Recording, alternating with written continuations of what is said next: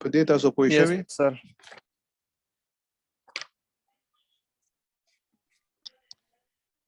अच्छा, अब इसके बाद जो है ना कॉन्ट्राइंडिकेशन की बात होगी, इसके बाद है limitations of passive range of motion exercises. Limitations का मतलब ये है, जो मैंने आपको बताया था इससे पहले, डिसएडवांटेजेस कि पैसिव रेंज ऑफ मोशन के डिसएडवांटेज क्या है। उसमें जो पहली चीज मैंने बताई थी आपको थी इंक्रीज मसल स्ट्रेंथ। सो यहाँ पे सेकंड पॉइंट पे वो है, लेकिन मसल स्ट्रेंथ आपकी पैसिव एक्सरसाइजेस से इंप्रूव नहीं हो सकती है। उसकी लॉजिक मैंने आपको बताई है। दूसरी चीज इसमें यह है कि मसल एट्रोपी इसमें आप प्रिवेंट नहीं कर सकते। मसल, आपको पता है एट्रोपी क्या चीज होती है?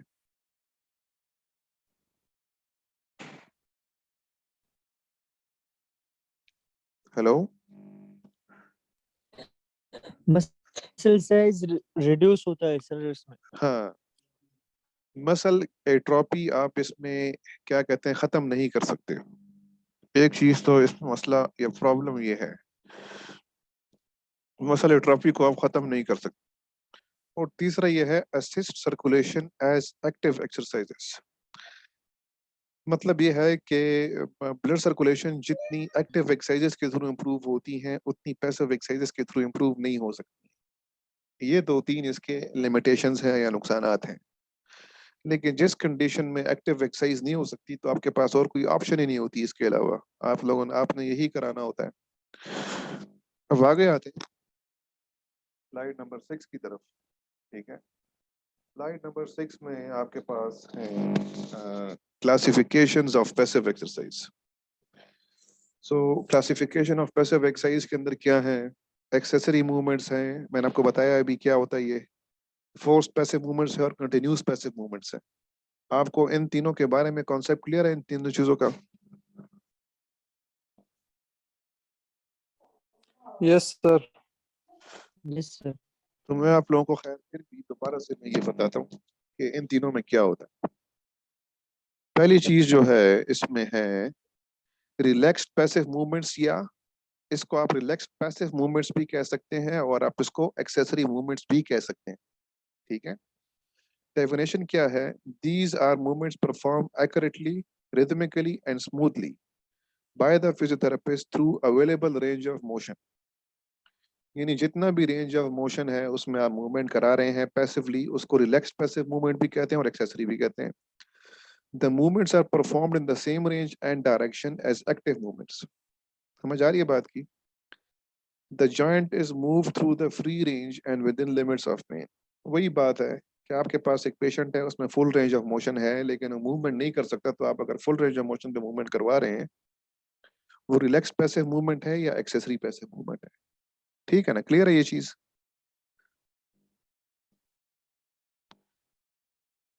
इसमें कोई इशू तो नहीं है?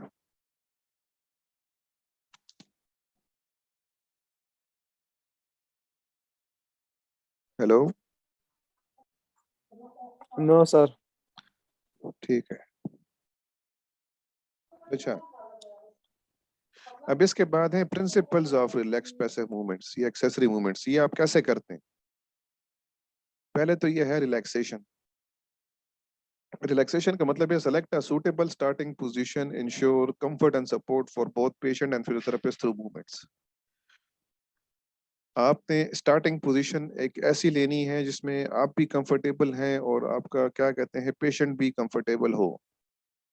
अब इसकी एग्जांपल मैं आपको ये देता हूँ, शोल्डर में 0 से 180 डिग्री तक आपके पास रेंज ऑफ मोशन है। अगर आप 90 डिग्री से शुरू करें और फिर 0 पे लेके आए और फिर 180 डिग्री पे लेके जाएं और फिर 90 पे लेके आए, तो ये आपके लिए थोड़ा सा सूटेबल नहीं है, इसमें आप थक जाएंगे। तो बेहतर यह है कि आप 0 डिग्री से शुरू करें और 180 तक लेके जाएं, फिर 0 पे लेके आए, फिर 180 डिग्री पे लेके जाएं, तो ये ज्यादा आसान होगा आपके लिए। दूसरी चीज इसमें है फिक्सेशन।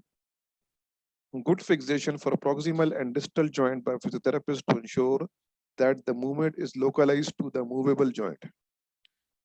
अब फिक्सेशन का मतलब यह है कि अगर आप शोल्डर को रिस्ट से पकड़ के मूवमेंट करवा रहे हैं तो इसमें एल्बो फ्लेक्शन भी हो सकता है, इसमें रिस्ट की क्या कहते हैं फ्लेक्शन भी हो सकती है। आपने क्या करना है, आपने ऐसी मूवमेंट ऐसे तरीके से करनी है कि सिर्फ शोल्डर पे मूवमेंट हो रही हो। तो उसके अपने तरीक़ेकार होते हैं, किस तरीके से आप जॉइंट को लॉक करते हैं वो मैं आपको बताऊंगा आगे। लेकिन इसका समझाने का मतलब ये है कि जब आप इस किस्म की एक्सरसाइजेस परफॉर्म कर रहे हो तो आपका जो शोल्डर है वो लॉक हो, ठीक है। उसमें मतलब ये है कि शोल्डर की रेंज ऑफ मोशन पूरे करने के लिए आपकी जॉइंट या मसल कोई और कंट्रैक्ट ना हो रहा हो। इसके बाद है support. Full and comfortable support is given to the part to be moved, so the patient has confidence and will remain relaxed. Support का मतलब ये है कि आप अगर एक हाथ से पकड़ के जॉइंट को पैसिवली रेंज ऑफ मोशन दे रहे हैं तो शायद मरीज डर रहा हो कि इसके हाथ से मेरा हाथ स्लिप ना हो जाए। तो आप अगर दोनों हाथों से उसका वो पकड़ के हाथ पकड़ के फुल रेंज ऑफ मोशन पे मूवमेंट करवा रहे हैं तो वो उसके लिए ज्यादा बेहतर होगा। समझ आइए बात की। इसके बाद है traction. Yes, sir. The fixation of bone proximal to the joint, providing an opposite force to sustain pronotal traction, is thought to facilitate the movement by reducing intra-articular friction. Traction का मतलब यह है कि बास सिचुएशंस के अंदर traction का मतलब मैं आपको समझाऊं, मैं आपको ड्रॉ करके बताता हूँ ट्रैक्शन क्या है, ठीक है। यहाँ पे हम ओपन करते हैं व्हाइट बोर्ड, आपको ऐसे समझ नहीं आएगा ट्रैक्शन। लेट्स सपोज ये आपके पास है ग्लिनॉइड कैविटी, ये आपके पास है हेड ऑफ ह्यूमरस, ठीक है। अगर आप किस में काम करते हैं, ट्रैक्शन का मतलब ये है कि अगर आप इस जॉइंट को यहाँ से खींचते हैं बाहर की तरफ किसी तरीके से, ठीक है, इसको हम ट्रैक्शन कहते हैं। समझ आ रही है बात की। ट्रैक्शन का फायदा ये हो जाता है कि जो बंदे इमोबाइल होते हैं, ठीक है, जिन बंदों की मोबिलिटी जो है वो सही नहीं होती या बहुत टाइम तक बेड पे पड़े रहते हैं, तो उनका जॉइंट एक्चुअली जो आपका जो जॉइंट कैप्सूल है उसके साथ करीब आ जाता है। तो जब आप रेंज ऑफ मोशन देने की कोशिश कर रहे होते हैं तो जॉइंट मूव नहीं हो रहा होता। तो आप इसमें ये काम कर सकते हैं कि जॉइंट को थोड़ा सा ट्रैक्शन दे सकते हैं। अब समझ आइए आपको ट्रैक्शन की मैं क्या कहना चाह रहा हूँ आपको। Yes, sir. जॉइंट को थोड़ा सा उस सरफेस से जॉइंट के कैप्सूल से थोड़ा सा खींच के आप अगर मूवमेंट दें तो पूरी मूवमेंट ऊपर नीचे ROM बराबर होना शुरू हो जाएगा, ठीक है। तो ये भी कुछ टेक्निक्स होती हैं, Yes, आप sir. आगे आपको पता चलेंगी कि ट्रैक्शन किस तरह दी जाती है, ठीक है ना। इसके बारे में भी मैं आपको बताऊंगा फिर। ये आप लोग आगे पढ़ेंगे, उसमें एक आपका सब्जेक्ट आएगा थेरेप्यूटिक एक्सरसाइज में, तो आप ये उसके अंदर पढ़ेंगे ट्रैक्शन क्या चीज है, लेकिन थोड़ा सा बेसिक आइडिया आपको देना जरूरी था। अच्छा, इसके बाद range of motion. The range of movement is done in painless range to avoid spasm in the surrounding muscles. अब लेट्स सपोज आप 0 से 120 डिग्री तक चले गए हैं, उससे आगे पेशेंट को पेन महसूस हो रहा है तो उससे आगे आप ना जाएं। हालांकि आपका जॉइंट 180 से, अब ये चीज मैं आपको दोबारा समझाता हूँ, पे मुझे बार बार इधर उधर जाना पड़ रहा है, क्या कहते हैं व्हाइट बोर्ड पर इधर। मैंने आपको चीज एक बताई थी एक्सेसरी और एक मैंने आपको बताई थी फोर्स्ड। इन दोनों में एक फर्क है। ये जो बात बता रहा आपको ना, आपके पास आपका जॉइंट 0 से 180 डिग्री तक मूव हो सक रहा है, आपने मूव करके देख लिया, लेकिन ऐसी सिचुएशन आ गई है कि 120 डिग्री से जब आप हाथ को उठा रहे हैं तो पेन शुरू हो गया है। हालांकि आप अगर आप चाहें तो आप एक उंगली से 180 डिग्री तक लेके जा सकते हैं इसे, लेकिन 120 पे पेन आ गया तो आप 120 से ऊपर ना जाएं। समझ आइए बात की। फोर्स Yes, में sir. क्या था, फोर्स में यह था कि 0 से 180 के दरमियान 90 डिग्री से ऊपर मूवमेंट होती ही नहीं है। तो इस सिचुएशन में हम फिर क्या करते हैं, हम 90 से ऊपर ले जाने की कोशिश करते हैं जबरदस्ती। क्लियर है ये चीज अब? Yes, sir. Yes, sir. हाँ, तो एक्सेसरी में ये है आपका 0 से 180 डिग्री तक फुल रेंज ऑफ मोशन है, फुल आप मूव कर सकते हैं। 120 पे पेन आ गया, आप पेन से आगे ना जाएं। फोर्स में यह है कि 0 से 180 के दरमियान जो डिस्टेंस है इसमें 90 डिग्री से आगे ज्वाइंट मूव ही नहीं कर रहा होता, तो हमारा टारगेट ये होता है कि हम 90 डिग्री से अबव मूवमेंट करवा रहे हो। क्लियर है ये चीज? Yes, sir. ओके हो गया। स्क्रीन आपके साथ शेयर मैं करूं दोबारा से, पैसिव एक्सरसाइजेस का शेयर हो गया है। Yes, sir. Yes, sir. अब इसमें 6 पॉइंट है, speed and duration. It is essential that relaxation is maintained throughout the movement. The speed must be slow and rhythmical with suitable repetitions of the movement. अब speed और duration का ये है कि आप जब आप लेट सपोज एक बंदा है बिल्कुल पैरालाइज्ड है, उसमें कोई मूवमेंट नहीं है और सारी मूवमेंट की पावर आपके पास है, आप अगर स्पीड से बहुत ज्यादा जॉइंट को मूव करें तो आप उसके जॉइंट को तोड़ सकते हैं। तो ये चाहिए होता है कि स्पीड ज्यादा ना हो। अच्छा, सबसे इंपॉर्टेंट चीज जो होती है ये होता है फिजियोथेरेपिस्ट स्टांस। समझ आइए बात को। अब ये मैं समझाता हूँ कि ये क्या होता है। फिजियोथेरेपिस्ट का स्टांस का मतलब ये है कि आपकी पोजीशन ये मूवमेंट परफॉर्म करते हुए क्या हो सकती है। लाइक आप ये मूवमेंट अपनी कमर को बेंड करके भी कर सकते हैं, आप ये मूवमेंट कमर को स्ट्रेट करके भी कर सकते हैं, आप ये मूवमेंट बैठ के भी कर सकते हैं। अब आपने इसमें चूज वो करना होता है जिसमें आप थक ना रहे हो। समझ आ रही है बात की? अगर आप ये एक्सरसाइज करते करते थक जाएंगे तो ये सिर्फ एक मरीज तो नहीं होगा, इस तरह के 10 मरीज होंगे आपके पास, आप कैसे करेंगे? तो ये चीज देखना बड़ा जरूरी होता है इसमें। इसमें एक चीज और है, repetitions. Usually 8 to 10 repetitions are given twice a day. मतलब ये है कि अगर आप एक जॉइंट को 10 दफा मूव कर रहे हैं और उसको आप मल्टीप्लाई बाय 2 कर दें, 20 रिपीटेशंस आप दे रहे हैं, तो आप दिन में अगर 2 दफा करें तो इनफ हो सकता है। अब सीक्वेंस की जो बात है नीचे 9.4, neurological cases proximal to distal joint. Proximal क्या होता है? ऊपर की तरफ, डिस्टल नीचे की तरफ होता है, ऐसा ही होता है ना? Yes, sir. न्यूरोलॉजिकल केस में आपके पास आता है स्ट्रोक। स्ट्रोक का मरीज आपके पास पड़ा हुआ है तो आप क्या करें, उसकी अपर लिप से शुरू हो जाए, लोअर लिप की तरफ आए। और अगर आप फ्लूइड ड्रेनिंग करना चाह रहे हैं, फ्लूइड ड्रेनिंग एक और हिसाब किताब होता है। किसी बंदे में मतलब ज्यादा टाइम तक लेटने की वजह से स्वेलिंग हो गई है और पाँव में पानी ऊपर जमा हो गया, तो आप फिर क्या करते हैं, नीचे पाँव से ऊपर की तरफ आते हैं। कहीं भी बात की समझ की बात है, थोड़ा सा मैंने आपको दे दिया।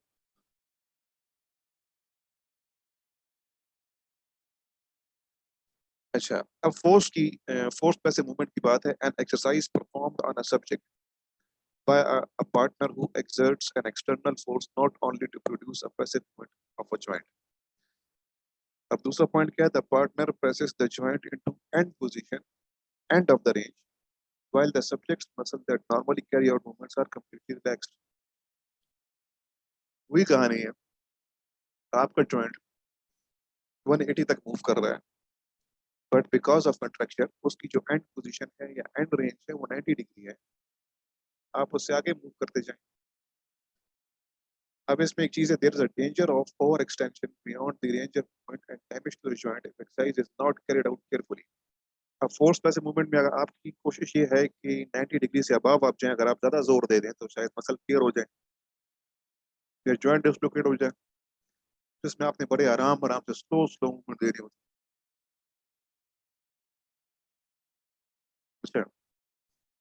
Effects and uses of force passive as in relaxed passive movements.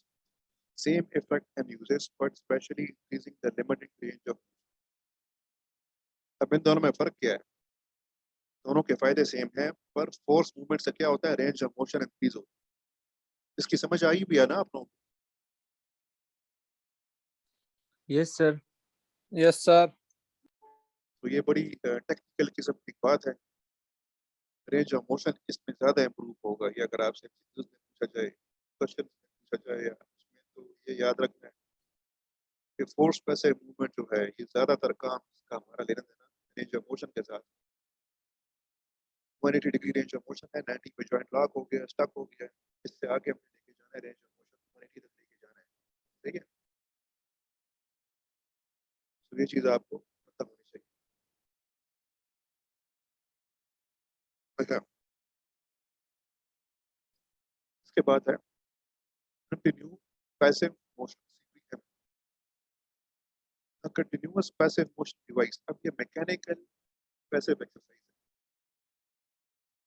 Continuous passive motion device contain movements of a joint after limb surgery. This device is called CPM, continuous passive movement. It is very important to keep joints moving following surgery, so the motion will not be limited. CPM will move the involved leg through its full range of motion. It is only used in bed, but can be used in relaxation. ये सारी चीजें देखी, लेकिन जो main चीज समझने की है, ये एक मशीन है, एक डिवाइस है. इस डिवाइस सर आपकी आवाज कट रही है. अब सही है.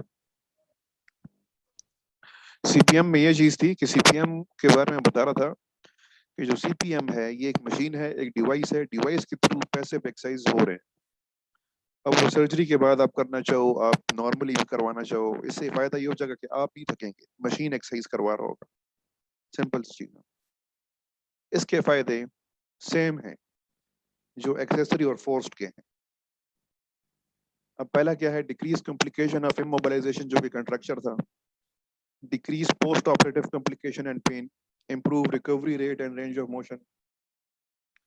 Improve the circulation through pumping action. Prevent adhesions. Prevent joint effusion and edema. So ये सारी चीजें हैं जो आप एक्सेसरी मूवमेंट से भी कर सकते हैं, जो आप फोर्स से भी कर सकते हैं. सीपीएम से सिर्फ अगर आप करेंगे तो फायदा ये होगा कि आप थकेंगे नहीं. क्लियर है ये बात?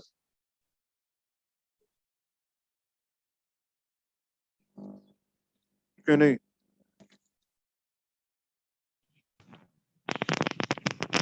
No sir. इसमें क्या समझ नहीं आया आपको?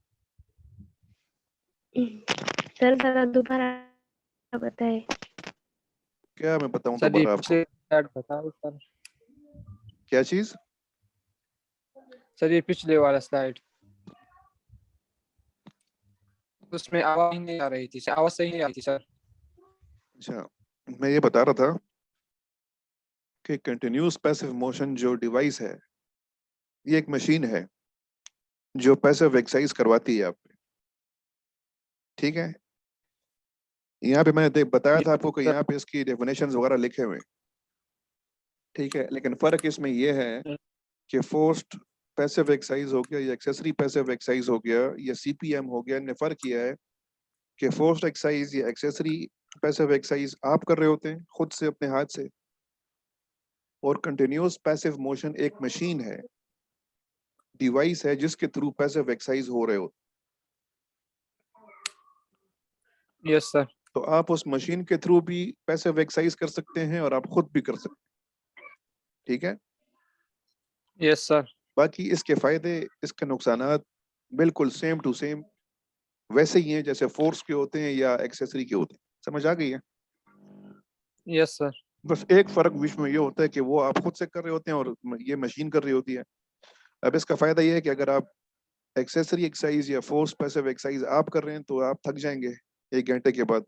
लेकिन अगर ये मशीन कर रहा है तो आप बैठे रहेंगे, मशीन करता रहेगा, उसमें सिर्फ आपने रेंज ऑफ मोशन और वैल्यूज डालने हैं, वो करेगा. सही है ना? Yes sir. अगर आप इसके बेनिफिट देख लें, बेनिफिट्स ऑफ सीपीएम, और आप अगर इसके बेनिफिट देख लें, ये तकरीबन सेम है. एक्सेसरी मूवमेंट के, फोर्स मूवमेंट्स के और सीपीएम के फायदे एक ही हैं, क्योंकि एक्सरसाइज तो पैसिव भी हो रही है ना. बस फर्क इसमें ये है कि एक फिजियोथेरेपिस्ट खुद परफॉर्म कर रहा है, एक मशीन परफॉर्म कर रहा है.